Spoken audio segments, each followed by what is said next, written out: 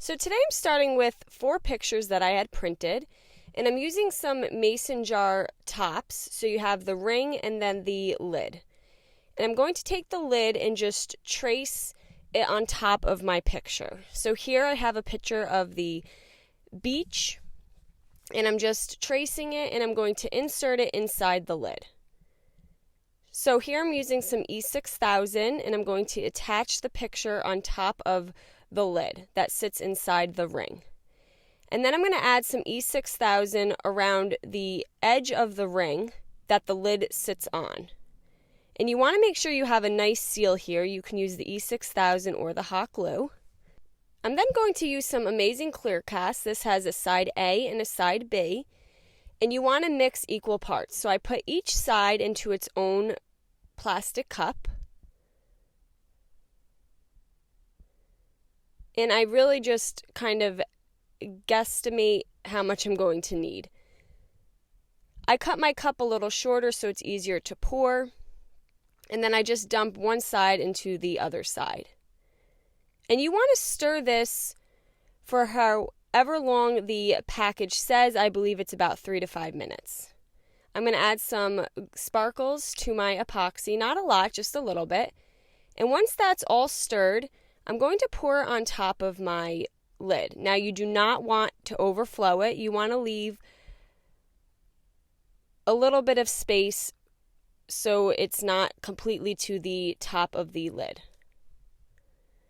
And I'm going to repeat this for each picture. Again, you want to trace your picture using the lid. Cut your picture out. And then you want to add E6000 so the lid sits inside the ring, and then you want to add your picture.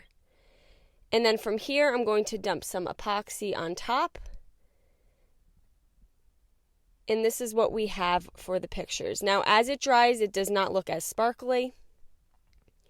And I also did this one as well. Now, another option you can do is hot glue, which may even be better because you don't want the epoxy to leak through the bottom of the lid where the lid and ring meet.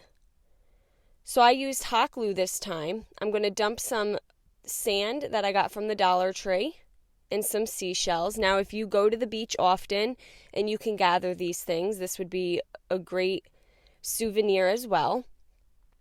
But I got all of these right from the Dollar Tree. And you want to make sure your shells are small enough so that the epoxy can cover it so that it's flat and none of the shells are poking through the top.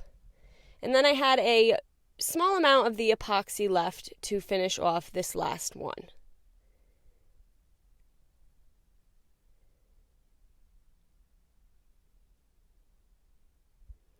And if I were to run out, then I would have just mixed a little bit more epoxy and just dump it on top.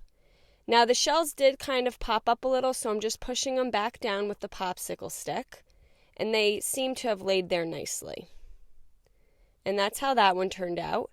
And now we have a set of 4 coasters made with epoxy. Now, if you don't want to use them as coasters, you can also add a magnet to the back, and I think these are awesome magnets.